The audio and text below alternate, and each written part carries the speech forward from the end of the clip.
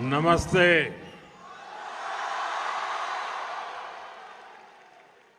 अहलन व सहलन।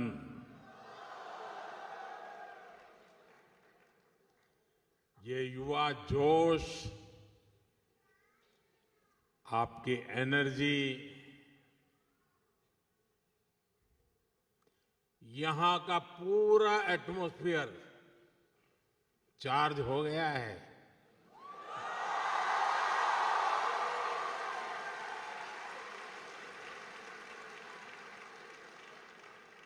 मैं उन सब भाई बहनों को भी नमस्कार करता हूं जो जगह की कमी के कारण इस हॉल में नहीं है और पास के हॉल में वो स्क्रीन पर ये प्रोग्राम लाइव देख रहे हैं।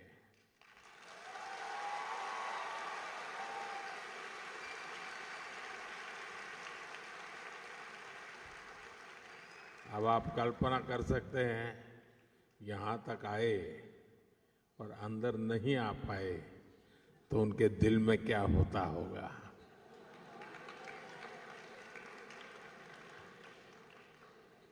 साथियों, मैं मेरे सामने एक मिनी इंडिया देख रहा हूं।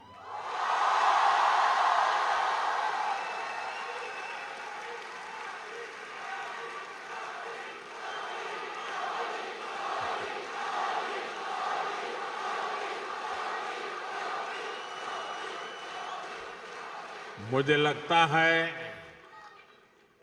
यहां बहुत सारे मलयाली भी हैं।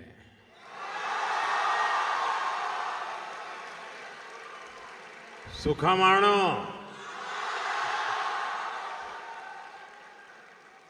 और सिर्फ मलयालम नहीं, यहां तमिल, तेलुगु, कन्नड़ा और गुजराती बोलने वाले बहुत सारे लोग हैं। नलमा, वागुन्नारा, चेन्ना गिद्दीरा, केम छो? साथियों, आज हम एक फैमिली की तरह इकट्ठे हुए हैं। आज हम अपने देश को, अपनी टीम इंडिया को सेलिब्रेट कर रहे हैं।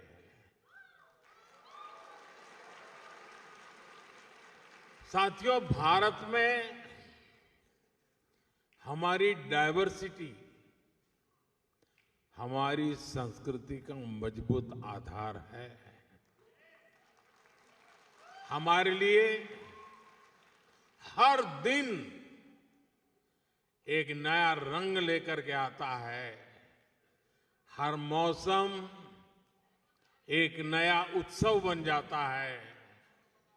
हर परंपरा एक नई सोच के साथ आती है। और यही कारण है कि हम भारतीय कहीं भी जाएं, कहीं भी रहे, हम डायवर्सिटी का सम्मान करते हैं।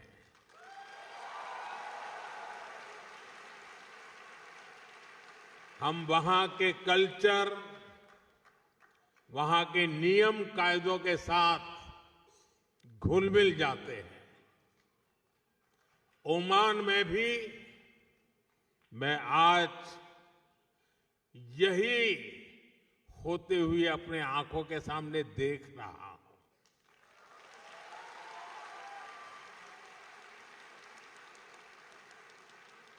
ये भारत का डायस्पोरा को एग्जिस्टेंस का कोऑपरेशन का एक लिविंग एग्जाम्पल बना हुआ है। साथियों, भारत की इसी समृद्ध सांस्कृतिक विरासत का एक और अद्भुत सम्मान हाल ही में मिला है। आपको शायद पता होगा, यूनेस्को ने दिवाली को इंटेजिबल कल्चरल हेरिटेज ऑफ ह्यूमैनिटी में शामिल किया है।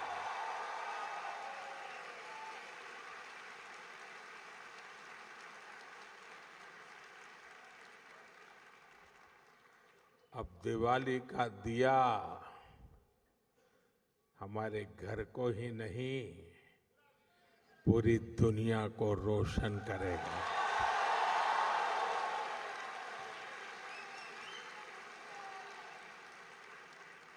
यह दुनिया भर में बसे प्रत्येक भारतीय के लिए गर्व का विषय है। दिवाली की यह वैश्विक पहचान हमारी उस रोशनी की मान्यता है जो आशा, सद्भाव और मानवता के संदेश को, उस प्रकाश को फैलाती है। साथियों, आज हम सब यहां भारत ओमान मैत्री पर्व भी मना रहे हैं।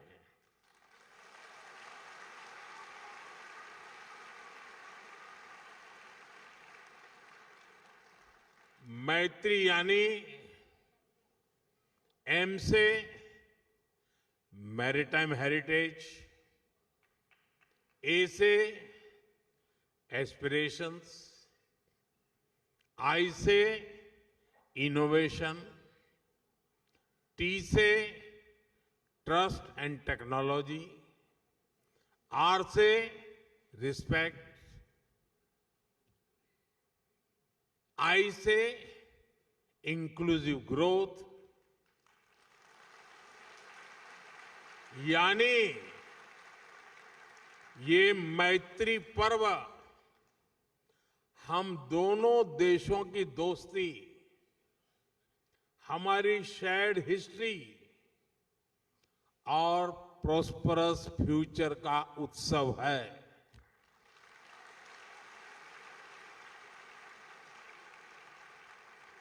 भारत और ओमान के बीच शताब्दियों से एक आत्मीय और जीवंत नाता रहा है। इंडियन ओशन की मॉनसून विंड्स ने दोनों देशों के बीच ट्रेड को दिशा दी है। हमारे पूर्वज लोथल, मांडवी और ताम्रालिप्ति जैसे पोर्ट से लकड़ी की नाव लेकर मस्कट, सूर और सलाला तक आते थे।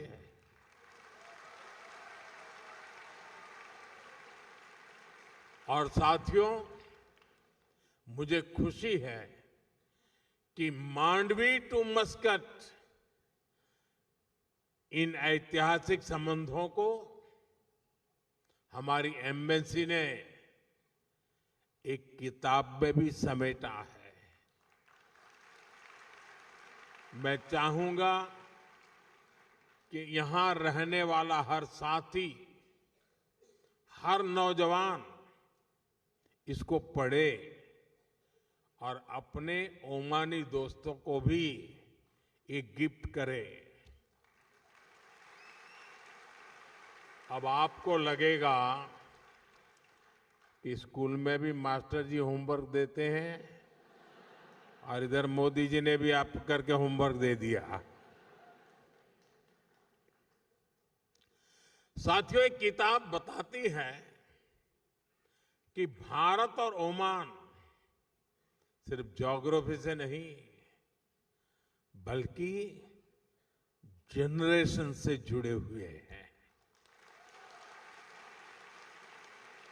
और आप सभी सैकड़ों वर्षों के इन संबंधों के सबसे बड़े कस्टोडियन हैं। साथियों, मुझे भारत को जानिए क्विज में ओमान के पार्टिसिपेशन के बारे में भी पता चला है। ओमान से 10,000 से अधिक लोगों ने इस क्विज में पार्टिसिपेट किया।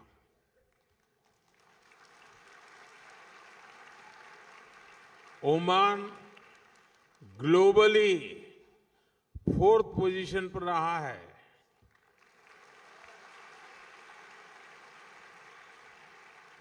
लेकिन मैं ताली नहीं बजाऊंगा। अरे ओमान तो नंबर 1 पे होना चाहिए।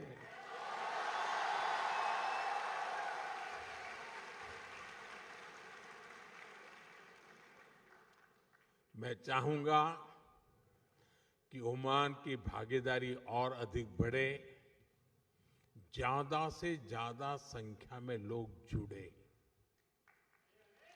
भारतीय बच्चे तो इसमें भाग जरूर लें। आप ओमान के अपने दोस्तों को भी इस क्विज का हिस्सा बनने के लिए मोटिवेट करें। करेंगे? दम नहीं है आपकी आवाज में? जरा हाथ ऊपर करके बताइए, करेंगे? हर एक के हाथ ऊपर नहीं हुए। साथियों, भारत और ओमान के बीच जो रिश्ता ट्रेड से शुरू हुआ था, आज उसको एजुकेशन सशक्त कर रही है। मुझे बताया गया है कि यहां के भारतीय स्कूलों में करीब 46,000 स्टूडेंट्स पढ़ाई कर रहे हैं। इसमें ओमान में रहने वाले अन्य समुदायों को भी हजारों बच्चे शामिल हैं। ओमान में भारतीय शिक्षा के 50 वर्ष पूरे हो रहे हैं। ये हम दोनों देशों के संबंधों का एक बहुत बड़ा पड़ाव है। साथियों, भारतीय स्कूलों की ये सफलता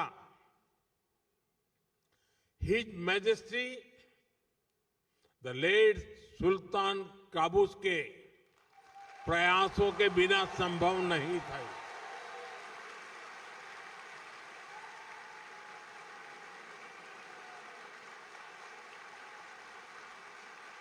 उन्होंने इंडियन स्कूल मस्कत सहित अनेक भारतीय स्कूलों के लिए जमीन दी और जरूरी मदद की। इस परंपरा को हिज मैजेस्टी सुल्तान हैथम ने आगे बढ़ाया।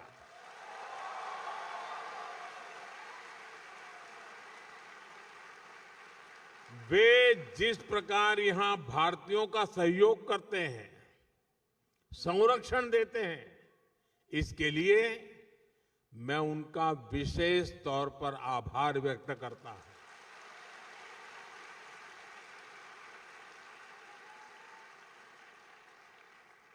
साथियों, आप सभी परीक्षा पे चर्चा कार्यक्रम से भी परिचित हैं। यहां ओमान से काफी सारे बच्चे भी इस प्रोग्राम से जुड़ते हैं।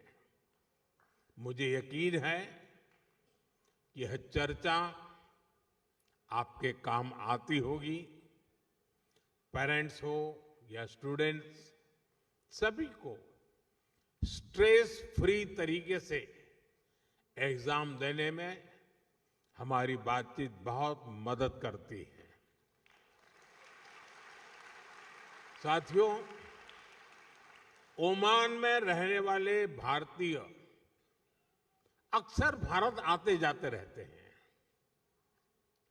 आप भारत की हर घटना से अपडेट रहते हैं, सिर्फ फिल्में नहीं, मूवी नहीं। आप सभी देख रहे हैं कि आज हमारा भारत कैसे प्रगति की नई गति से आगे बढ़ रहा है।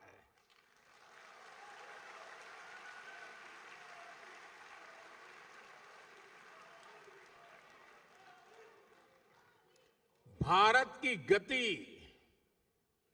हमारे इरादों में दिख रही है, हमारी परफॉर्मेंस में नजर आती है।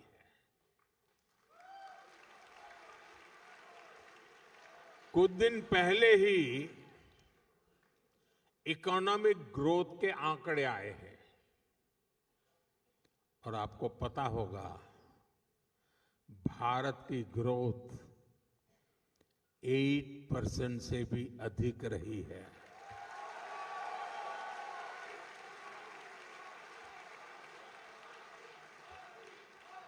यानी भारत लगातार दुनिया की फास्टेस्ट ग्रोइंग मेजर इकोनॉमी बना हुआ है और ये तब हुआ है जब पूरी दुनिया चुनौतियों से घिरी हुई है। दुनिया की बड़ी बड़ी इकोनॉमीज कुछ ही % ग्रोथ अचीव करने के लिए तरस गई है, तरस। लेकिन भारत लगातार हाई ग्रोथ के पथ पे चल रहा है। ये दिखाता है कि भारत का सामर्थ्य आज क्या है। साथियों, भारत आज हर सेक्टर में, हर मोर्चे पर अभूतपूर्व गति के साथ काम कर रहा है। मैं आज आपको बीते 11 साल के आंकड़े देता हूं। आपको भी सुनकर गर्व होगा, होगा ना? सच में होगा। यहां क्योंकि बहुत बड़ी संख्या में स्टूडेंट्स और पेरेंट्स आए हैं, तो मैं शुरुआत में शिक्षा और कौशल सेक्टर से ही बात करूंगा। बीते 11 साल में भारत में हजारों नए कॉलेज बनाए गए हैं। आईआईटी की संख्या 16 से बढ़कर 23 हो चुकी है। 11 वर्ष पहले भारत में 13 आईआईएम थे, आज 21 है। इसी तरह एम्स की बात करूं तो 2014 से पहले सिर्फ 7 एम्स ही बने थे, आज भारत में 22 एम्स हैं।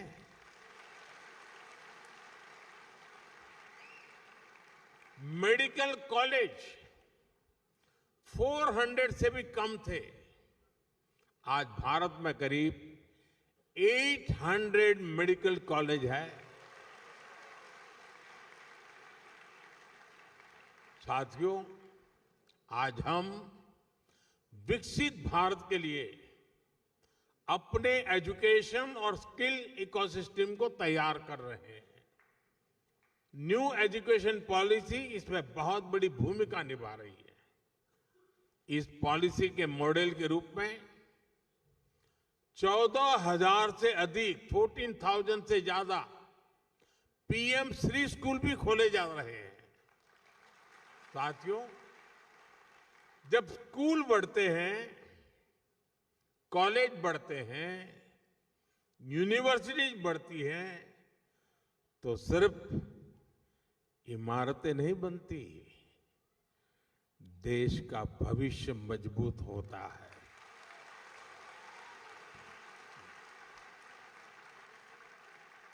साथियों, भारत के विकास की स्पीड और स्केल शिक्षा के साथ ही अन्य क्षेत्रों में भी दिखती है। बीते 11 वर्षों में हमारी solar energy installed capacity 30 time बढ़ी है, 30 गुना बढ़ी है। सोलर मॉड्यूल मैन्युफैक्चरिंग 10 गुना बढ़ी है, 10 टाइम।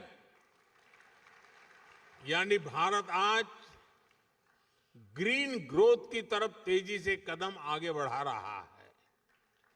आज भारत दुनिया का सबसे बड़ा फिनटेक इकोसिस्टम है। दुनिया का दूसरा सबसे बड़ा स्टील प्रोड्यूसर है। दूसरा सबसे बड़ा मोबाइल मैन्युफैक्चरर है। अब आपके जेब में मोबाइल होगा तो लिखा होगा मेड इन इंडिया।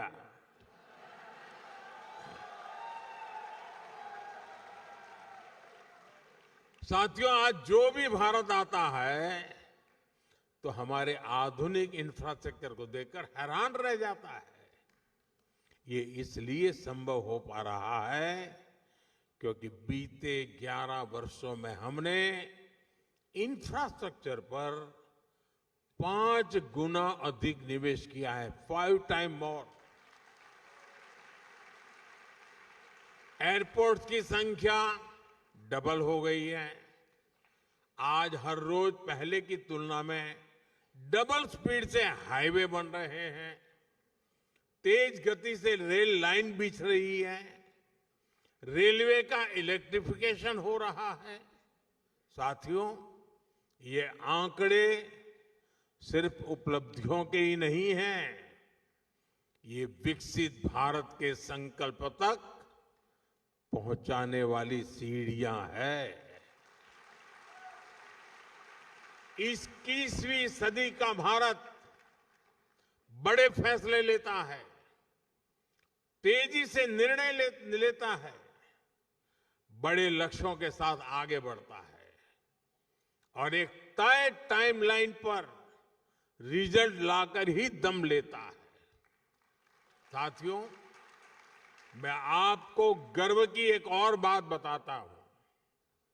आज भारत दुनिया का सबसे बड़ा डिजिटल पब्लिक इंफ्रास्ट्रक्चर बना रहा है। भारत का यूपीआई यानी यूनिफाइड पेमेंट्स इंटरफेस दुनिया का सबसे बड़ा real time digital payment system है।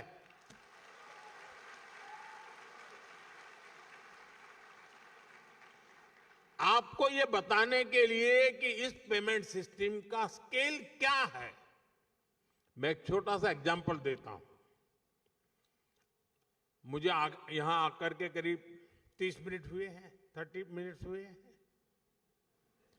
इन 30 मिनट में भारत में यूपीआई से, मैं इन 30 मिनट की बात करता हूं, इन 30 मिनट में भारत में यूपीआई से 14 million real time digital payments हुए हैं।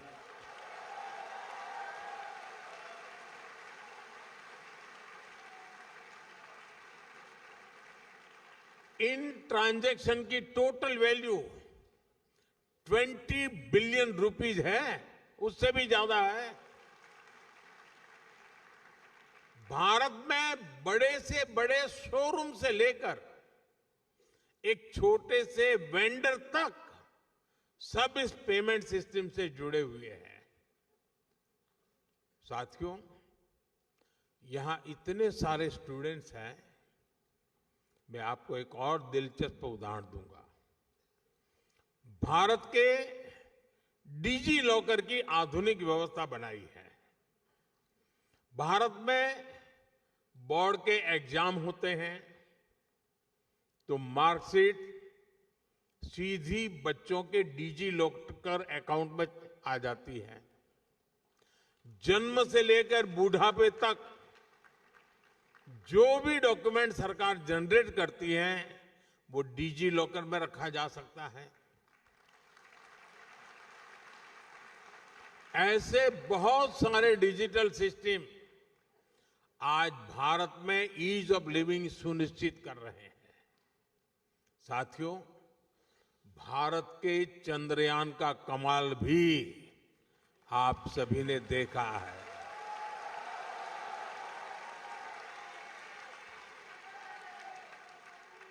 भारत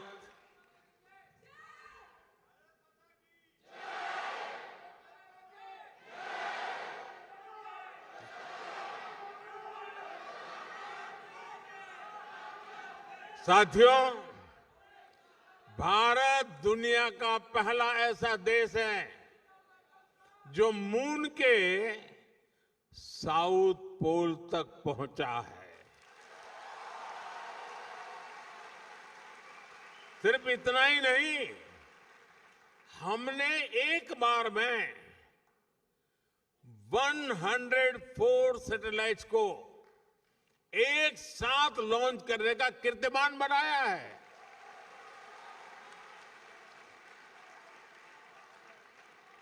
अब भारत अपने गगनयान से पहला ह्यूमन स्पेस मिशन भी भेजने जा रहा है और वो समय भी दूर नहीं जब अंतरिक्ष में भारत का अपना खुद का स्पेस स्टेशन भी होगा।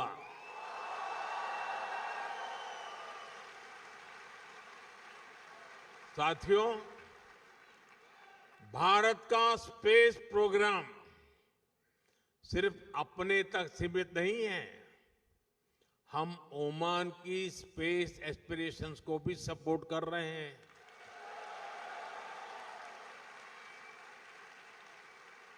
6-7 साल पहले हमने स्पेस कोऑपरेशन को लेकर समझौता किया था।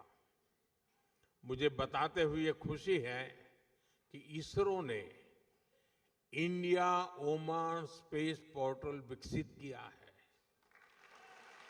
अब हमारा प्रयास है कि ओमान के युवाओं को भी इस स्पेस पार्टनरशिप का लाभ मिले। मैं यहां बैठे स्टूडेंट्स को एक और जानकारी दूंगा। इसरो युविका YUVIKA युविका नाम से एक स्पेशल प्रोग्राम चलाता है। इसमें भारत के हजारों स्टूडेंट्स स्पेस साइंस से जुड़े हैं।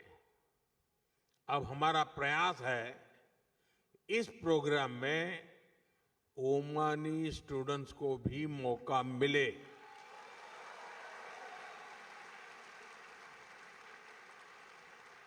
ये युविका याद रखोगे? युविका याद रखोगे? तो फिर जुड़ जाओ। मैं चाहूंगा कि ओमान के कुछ स्टूडेंट्स बेंगलुरु में इसरो के सेंटर में आए, वहां कुछ समय गुजारें। ये ओमान के युवाओं की स्पेस एस्पिरेशंस को नई बुलंदी देने की बेहतरीन शुरुआत हो सकती है। साथियों, आज भारत अपनी समस्याओं के सॉल्यूशंस तो खोज ही रहा है। ये सॉल्यूशंस दुनिया के करोड़ों लोगों का जीवन कैसे बेहतर बना सकते हैं, इस पर भी काम कर रहा है। सॉफ्टवेयर डेवलपमेंट से लेकर पेरोल मैनेजमेंट तक, डेटा एनालिसिस से लेकर कस्टमर सपोर्टर तक, अनेक ग्लोबल ब्रांड्स भारत के टैलेंट की ताकत से आगे बढ़ रहे हैं। दशकों से भारत आईटी और आईटी एनेबल सर्विसेज का ग्लोबल पावर हाउस रहा है। अब हम मैन्युफैक्चरिंग को आईटी की ताकत के साथ जोड़ रहे हैं और इसके पीछे की सोच वसुधैव कुटुंबकम से ही प्रेरित है। यानी make in India, make for the world. साथियों, वैक्सीन हो या जेनरिक मेडिसिन्स, दुनिया में फार्मेसी ऑफ द वर्ल्ड कहती है। यानी भारत के एफोर्डेबल और क्वालिटी हेल्थ केयर सॉल्यूशंस दुनिया के करोड़ों लोगों का जीवन बचा रहे हैं। कोविड के दौरान भारत ने करीब 30 करोड़ वैक्सीन्स दुनिया को भेजी थी। मुझे संतोष है कि करीब 100,000 made in India Covid vaccines Oman के लोगों के काम आ सकी। और साथियों, याद कीजिए, ये काम भारत ने तब किया जब और कोई सिर्फ और सिर्फ अपने देश के बारे में ही सोच रहा था। तब हम दुनिया की चिंता करते थे। भारत ने अपने 140 करोड़ नागरिकों को भी रिकॉर्ड टाइम में वैक्सीन लगाई और दुनिया की जरूरतें भी पूरी की। ये भारत का मॉडल है, ऐसा मॉडल जो 21वीं सेंचुरी की दुनिया को नई उम्मीद देता है। इसलिए आज जब Bharat made in India chief बना रहा है, एआई, क्वांटम कंप्यूटिंग और ग्रीन हाइड्रोजन को लेकर मिशन मोड पर काम कर रहा है, तब दुनिया के अन्य देशों में भी उम्मीद जगती है कि भारत की सफलता से उन्हें भी सहयोग मिलेगा। साथियों, आप यहां ओमान में पढ़ाई कर रहे हैं, यहां काम कर रहे हैं।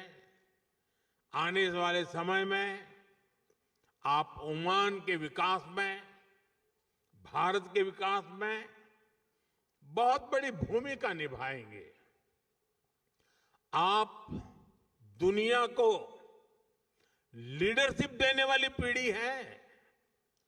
ओमान में रहने वाले भारतीयों को असुविधा ना हो, इसके लिए यहां की सरकार हर संभव सहयोग दे रहती है। भारत सरकार भी आपकी सुविधा का पूरा ध्यान रख रही है। पूरे ओमान में 11 काउंसलर सर्विस सेंटर्स खोले हैं। साथियों, बीते दशक में जितने भी वैश्विक संकट आए हैं, उनमें हमारी सरकार ने तेजी से भारतीयों की मदद की है। दुनिया में जहां भी भारतीय रहते हैं, हमारी सरकार कदम कदम पर उनके साथ है। इसके लिए Indian community welfare fund, mother portal और प्रवासी भारतीय बीमा योजना जैसे प्रयास किए गए हैं। साथियों, भारत के लिए ये पूरा क्षेत्र बहुत ही स्पेशल है और ओमान हमारे लिए और भी विशेष है।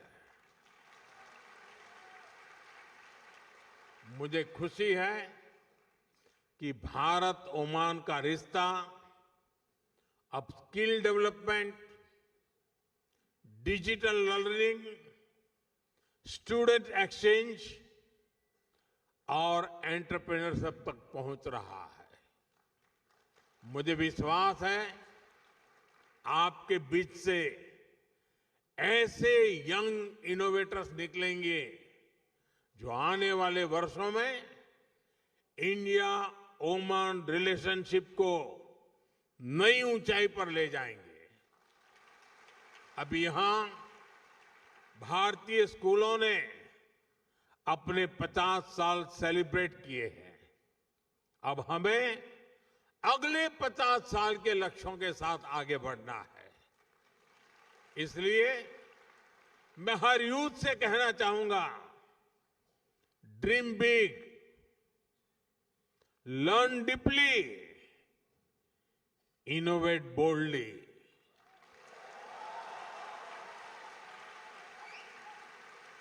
क्योंकि आपका फ्यूचर सिर्फ आपका नहीं है, बल्कि पूरी मानवता का भविष्य है। आप सभी को एक बार फिर उज्जवल भविष्य की बहुत बहुत शुभकामनाएं। बहुत बहुत धन्यवाद।